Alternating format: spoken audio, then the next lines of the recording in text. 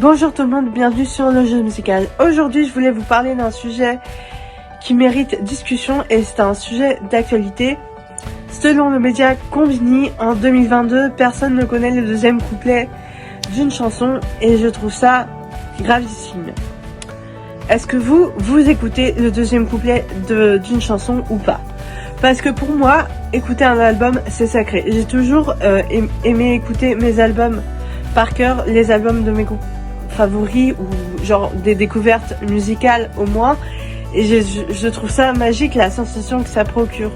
Déjà ça fait travailler la mémoire, ça fait travailler les langues, si c'est en français, en anglais, en allemand ou que sais-je, mais en tout cas ça te fait travailler puisque tu retiens plus facilement après.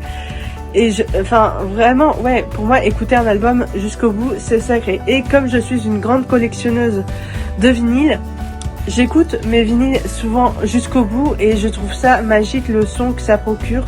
Déjà le son du vinyle qui est incroyable, les émotions aussi que ça procure, et aussi parce que certains titres peuvent te replonger en enfance, te replonger en adolescence, donc ça aussi ça procure quelque chose de magique.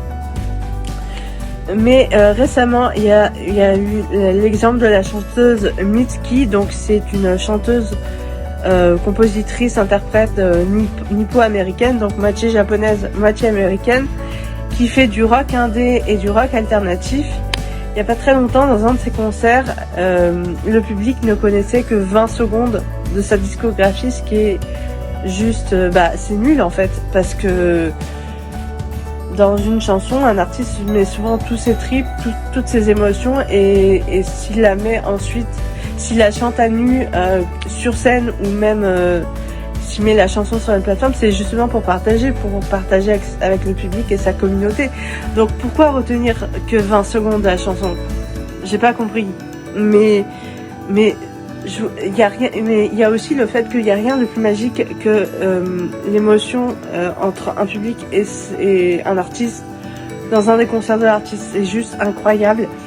On a pu voir ça avec Madonna, avec Michael Jackson. Plus récemment, cet été, il y a eu Coldplay qui a rempli le Stade de France.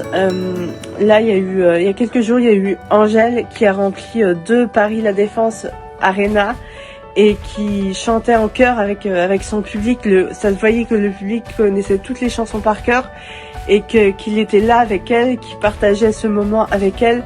Et c'était juste... Waouh, c'est incroyable ce genre de moment. Il n'y a rien de plus magique que ces moments-là. Donc, honnêtement, je pense que c'est nul d'écouter que 20 secondes du morceau. Il faut écouter toute la chanson jusqu'au bout et j'aurais partagé l'émotion, partager les émotions de l'artiste. C'est juste, c'est magique. Et ensuite, je peux aussi vous dire que pour avoir fait beaucoup de concerts et avoir écouté beaucoup d'albums, il n'y a rien de plus magique que ça. Et même écouter un album en soi, c'est pas du tout has-been, c'est vintage, c'est très stylé, c'est très classe. Donc écoutez des albums, écoutez des vinyles, et si vous n'avez pas forcément les sous pour vous acheter des vinyles, écoutez des albums entiers sur les plateformes parce que ça vaut le détour. Sur ce, moi je vous dis à très bientôt pour une prochaine vidéo et surtout restez curieux.